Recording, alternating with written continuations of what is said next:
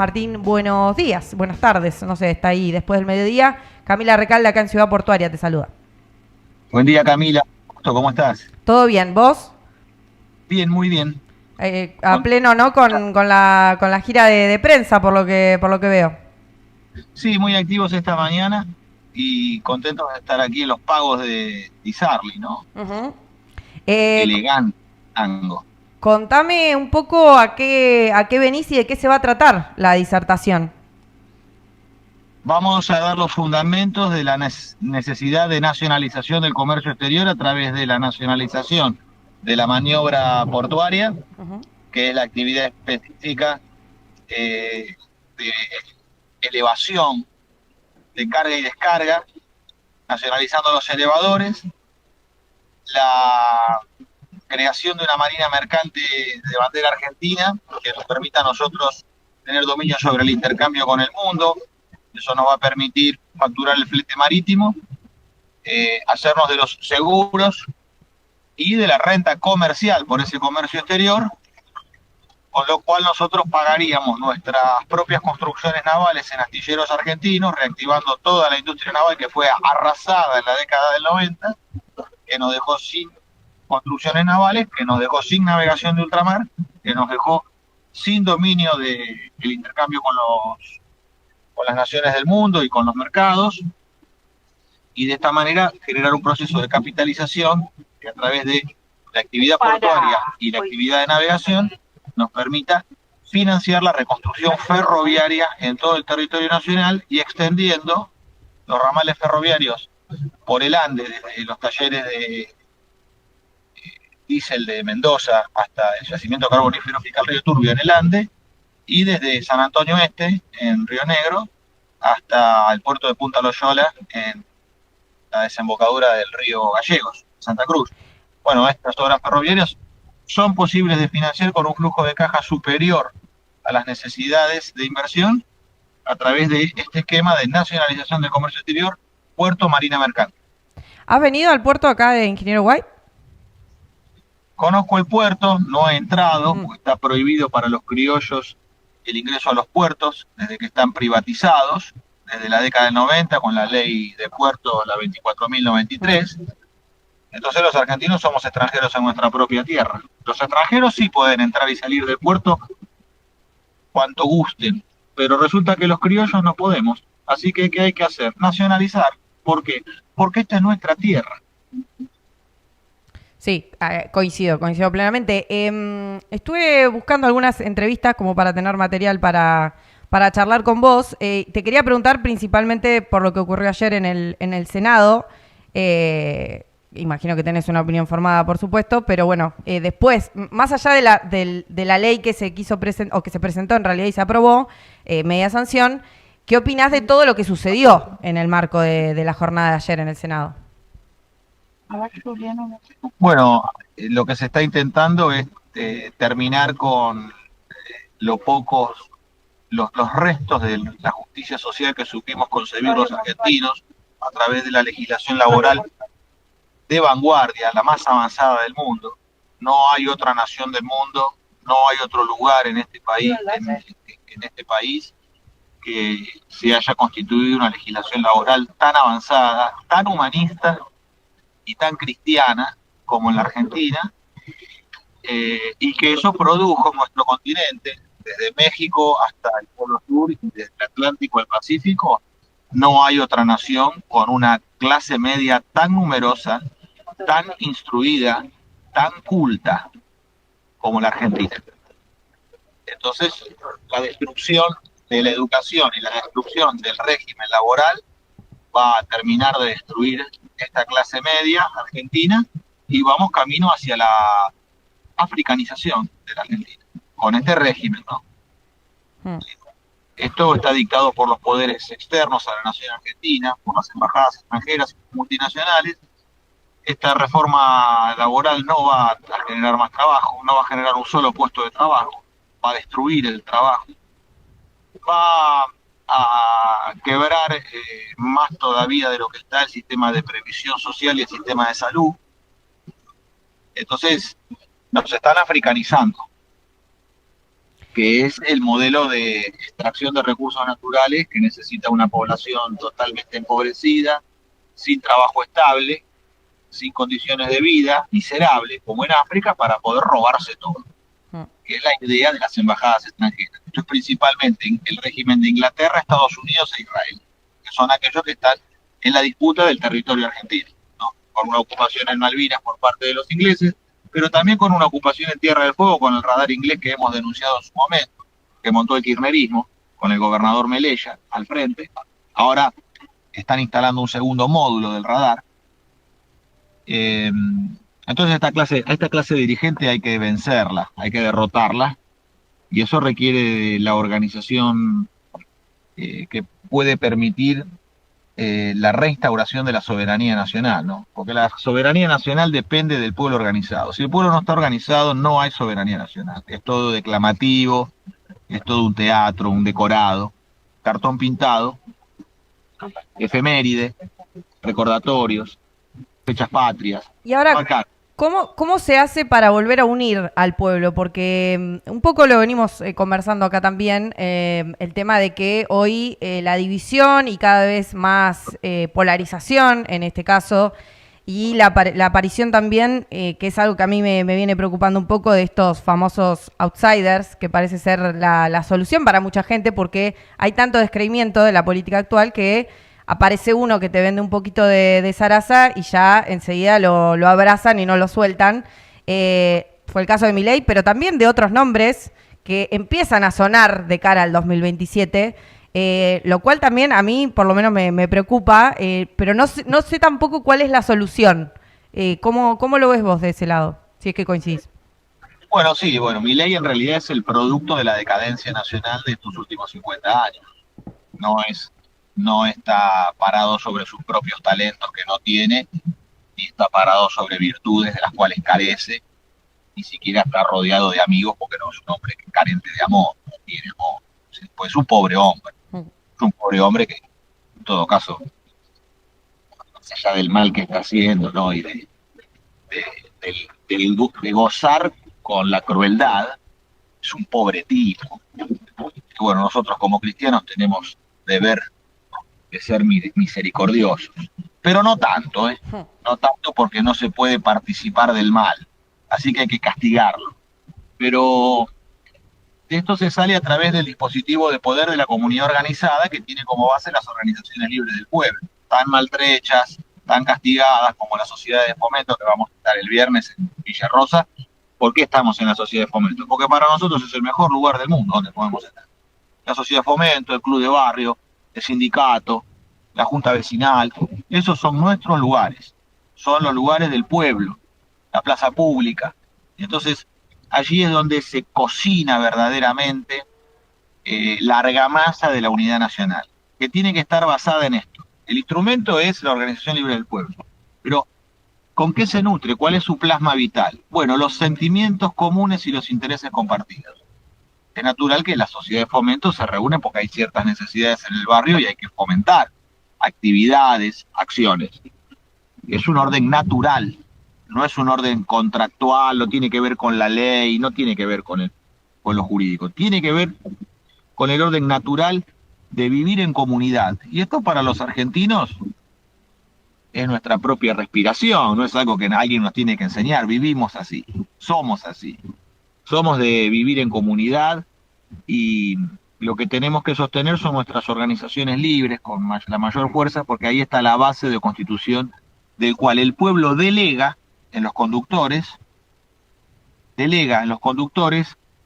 la acción de gobierno en lo político. Entonces, el principio es un principio que tiene base griega, base romana, base hispánica, católica, que es la idea de que la institución real y legítima de nuestro pueblo es la autoridad, que tiene como base la virtud, la conducta y la prudencia, y sobre esa base de autoridad, por aclamación, el pueblo entrega la potestad de realizar. Y después, en el gobierno, las aclamaciones se dan en el sentido de aprobación de las medidas que se toman. Pero esta es la verdadera base legítima del poder que crea la magnitud necesaria para hacer grandes cosas como nacionalizar el comercio exterior, crear la marina mercante, estatizar los puertos, ir hacia la movilización total del trabajo con un plan de pleno empleo que en 4 años de gobierno crea 5 millones de trabajos como estamos proyectando, pero para eso se necesita la fuerza total del pueblo, la movilización total de los argentinos, que no es la movilización de la marcha con la pancarta y el piquete. No, la movilización total es la movilización total de la comunidad nacional a través del trabajo, donde se expresa la fuerza creadora, transformadora de la naturaleza y creadora de la cultura. Eso es la movilización total del trabajo. Yo lo que veo es que en este tiempo, por lo menos acá en Bahía, no sé en otros lugares del país, pero entiendo que debe estar pasando también en otros puntos, es que esto que vos mencionás de la fuerza del club, de la sociedad de fomento, de los grupos que se reúnen sin fines de lucro, que no hay atrás una paga, se fue desmembrando por un poco la individualización de las personas y de la sociedad que estamos atravesando en este momento, pero también por, no sé, la carga laboral, tenés 20 laburos, no tenés tiempo de ir al club como si era en otro momento. Entonces, quieras o no, esa fuerza se va perdiendo. ¿Cómo se recupera? Porque entiendo que, digamos, dicho así, parece una pavada, pero no sé si es... Digo, es algo que me parece un proceso que viene pasando ya desde hace muchos años y que no sé si es tan sencillo volver a esas bases. ¿Cómo se genera esa vuelta a las bases? Bueno, hay que observar que hay una guerra espiritual, hay una guerra psíquica y hay una guerra material. La guerra espiritual se da en regiones celestes. Nosotros, como cristianos en guerra espiritual, nos preparamos y nos protegemos a través de la armadura de Dios, Efesios 6:10, carta del apóstol Pablo a los Efesios. Pedimos, rezando el rosario, la protección de nuestra Madre María y buscamos la recta intención en el camino del ejemplo que es Jesucristo como nuestro Salvador. En el campo de la guerra psíquica va a haber que empezar a cortar un poquito con los telefonitos, con el tiempo que se pierde en todas estas estupideces de las redes sociales y llamar a los argentinos al apagón y a ir al encuentro. Al encuentro como vamos a hacer el viernes en la Sociedad de Fomento Villarrosa, a encontrarnos, a vernos a la cara, a darnos un abrazo, a conversar y a ir encontrando que en los sentimientos en común y en los sentimientos compartidos y los intereses en común puede haber una base donde aparezca la idea y que la idea genere un acuerdo de argentinos. Ahora, si partimos de la idea, vamos a entrar en la lucha de la guerra infinita de las miles de ideas que hay. Entonces, ¿por qué planteamos la base de los sentimientos compartidos y los intereses en común? Porque el sentimiento por la patria, el sentimiento de protección a los niños y a los ancianos, a los abuelos, el sentimiento de caridad, el sentimiento de participación cristiana, el sentimiento comunitario, el sentimiento patriótico, el amor por la patria, el amor por nuestros héroes, y los intereses comunes, donde podemos establecer que la única clase de hombres para nosotros son los que trabajan, eso reúne al conjunto del pueblo argentino. Deja fuera la oligarquía nada más. Entonces, en ese sentido, cuando nosotros vemos que después la guerra material nos está atacando con 5 millones de desocupados, casi 13 millones de trabajadores en negro, 2,5 millones de trabajadores en negro disfrazados, que son los monotributistas y los autónomos, y que tenemos solamente 6,5 millones de trabajadores en blanco sobre una base total de 26 millones, observamos que solamente un cuarto de la población argentina, solo el 25% está en blanco. Entonces, ese 75% en negro está en muy malas condiciones.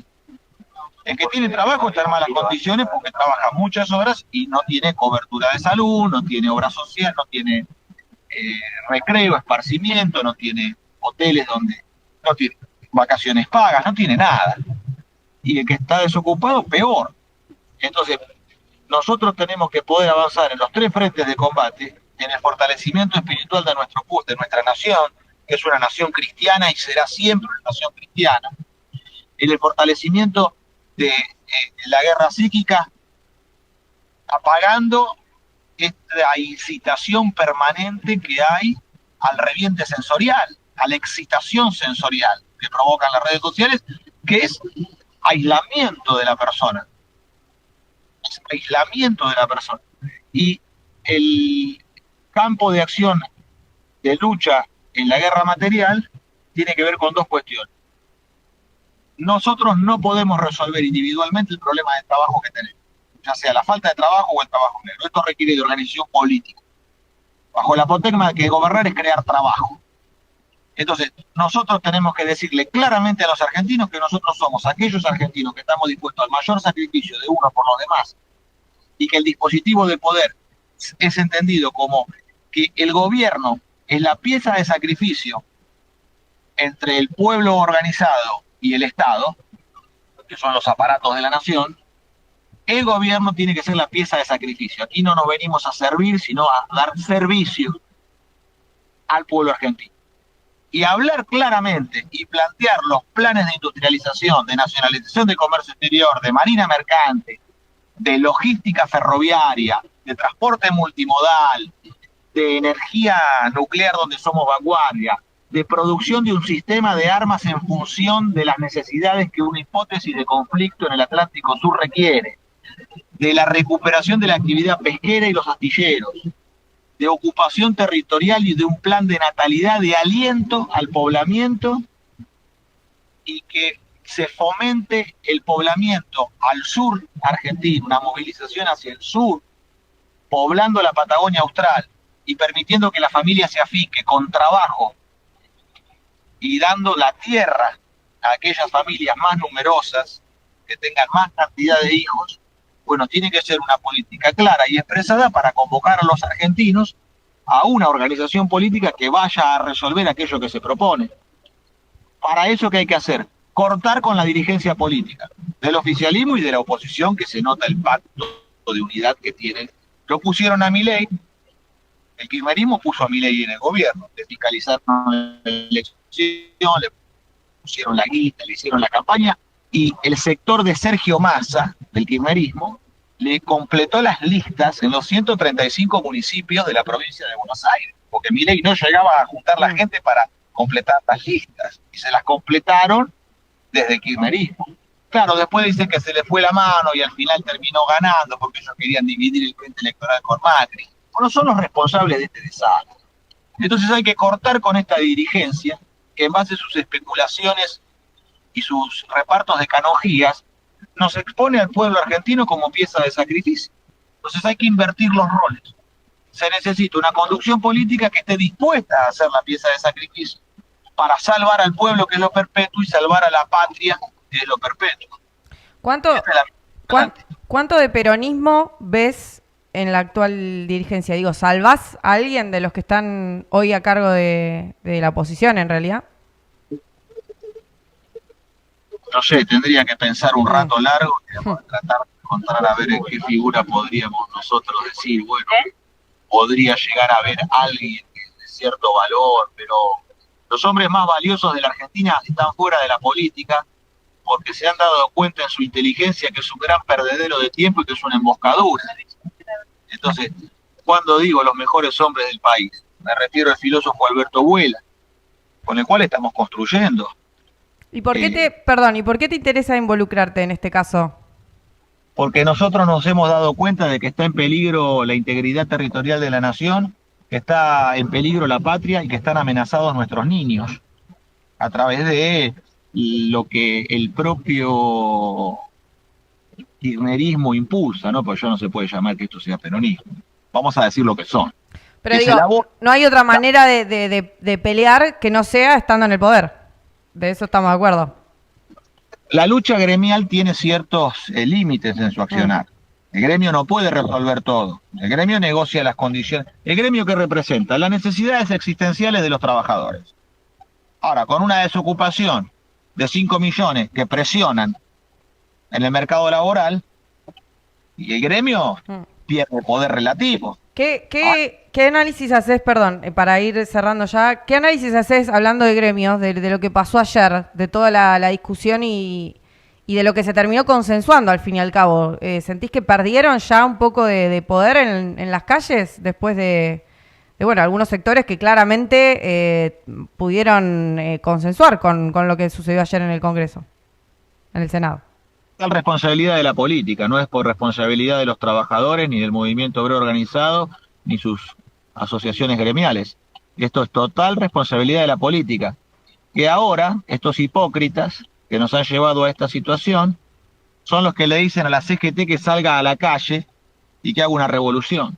Los de la política, que son los que manejan el comercio exterior, los que manejan la finanza, los que manejan desde el gobierno y tienen la potestad desde el gobierno de las realizaciones que ahora le reclaman a que hagan a los gremios y que cuando gobiernan no son capaces de llamar a una mesa de consulta ni siquiera a los gremios para ver verdaderamente qué medidas llevar adelante para crear trabajo. Ayer han escupido los sindicatos durante estos últimos 50 años.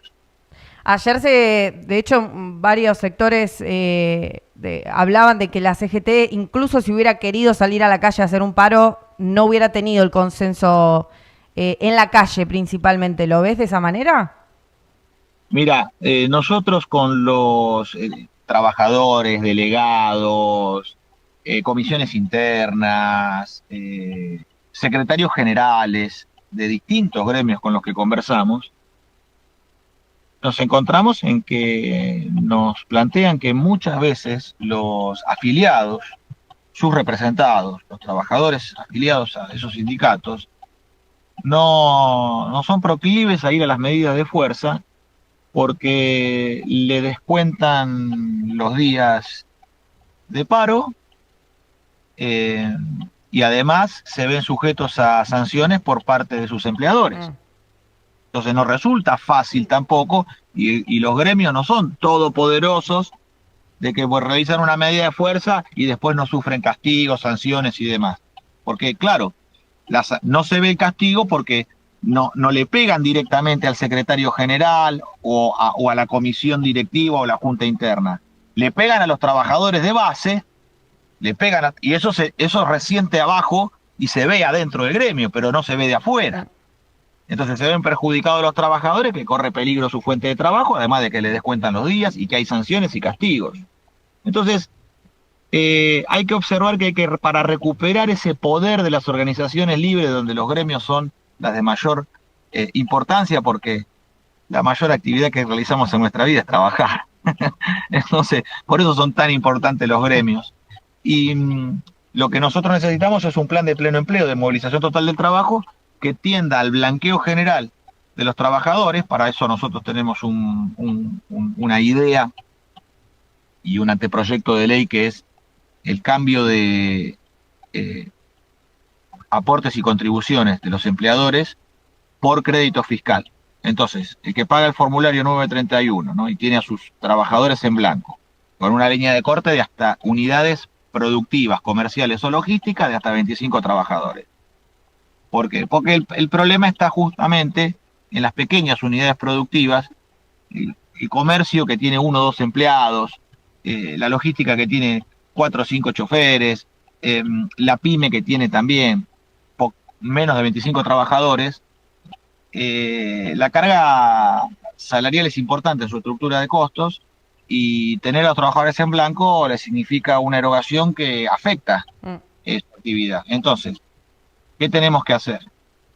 Como el 50% de la recaudación del Estado proviene de IVA y ganancias, y como el 50% del gasto del Estado es jubilaciones y pensiones, está a la vista que se está pagando las jubilaciones que se pagan con IVA. Ahora, si nosotros hiciéramos un blanqueo masivo, volvemos a restablecer el sistema de previsión argentino, solidario, donde el empleador está en regla y paga las contribuciones que le corresponden. El trabajador ya está en blanco. Con eso nutrimos las cajas previsionales que están quebradas, porque hoy solamente del 100% que tendría que aportar, aporta el 25% que es el que está en blanco. Entonces no hay manera de resolver esto sin un blanqueo masivo. Entonces este blanqueo masivo tiene que ser realizado de esta manera. ¿Para qué? Para que cuando paga aportes y contribuciones, se lo descontamos del IVA. Entonces, para el empleador, Claro. tenerlo en blanco o en negro le cuesta lo mismo. De esta manera lo beneficia en qué al empleador. Si lo tiene que despedir, como está en blanco, le paga lo que le corresponde. El problema con respecto a lo que llaman la industria del juicio, Mm. ¿cuál es? Que si está en negro, no se sabe cuándo empezó a trabajar, cuándo terminó, qué le corresponde, la antigüedad, qué no le corresponde. Entonces, ¿qué pasa? El abogado laboralista, ¿qué hace? Le tira todo por la cabeza al empleador. Le tira todo. Todo le tira. ¿Y el empleador qué hace? Pero este tipo capaz que estuvo 1 año, 2 años laburando y me quieren hacerle pagar como si hubieras trabajado 20. Entonces, ¿qué pasa con esto? Esto está trabado. Entonces no se resuelve con una reforma laboral. Esto se resuelve de la manera que estoy planteando, que es una reforma fiscal y un blanqueo masivo para que esa sea la base de armonía en la Argentina, con trabajo abundante para todos los argentinos, formación técnica y profesional, la vuelta de la escuela técnica, de la escuela fábrica. Vos sabés que me han dicho hoy en Bahía, estuve con un colega tuyo de la academia, del EU3, Ujú. y le digo, hace 50 años que no se crea una escuela técnica en el país. Es una vergüenza. La decadencia nacional que nos han llevado. Todos estos políticos profesionales. Y sumado a los recortes que ha sufrido la escuela técnica en este último tiempo. Castigos que nos han sufrido. Yo soy técnico mecánico de máquinas también. Los castigos a los que hemos sido sometidos. Y hay una guerra contra nosotros. Porque nosotros somos aquella llama que mantiene viva la voluntad de poder industrial del país. Por eso resistimos, por eso aguantamos, por eso nos hemos fundido varias veces, nuestros talleres, nuestras fábricas tienen 2, 3, 4 quiebres, nos hemos fundido y hemos vuelto a empezar, porque no queremos entregarnos, porque no nos queremos rendir. Entonces, por eso necesitamos una organización nacional que dé la política para que tengamos la libertad de obrar, de trabajar, de producir y generar riqueza en el país. Entonces hoy me decía que en Bahía hace 70 años que no se construye una escuela técnica. Desde el 50, con las escuelas que creó Perón, que en Bahía Blanca hace 70 años que no se crea una escuela técnica. Pero, ¿cómo va a progresar la Argentina en estos términos? Total. Sí, escuelas técnicas y otro tanto de cosas, ¿no? Que nos han construido, pero bueno, la charla podría continuar. Te tengo que despedir, que nos pasamos unos minutos, pero sí invitar a la gente que por ahí le resonó la charla, que le interesa escucharte y que quiere saber más sobre este proyecto. Mañana, 13 de febrero, 19:30 horas, en la Sociedad de Fomento de Villarrosas, ¿no es cierto? Ahí en calle Libertad al 1900.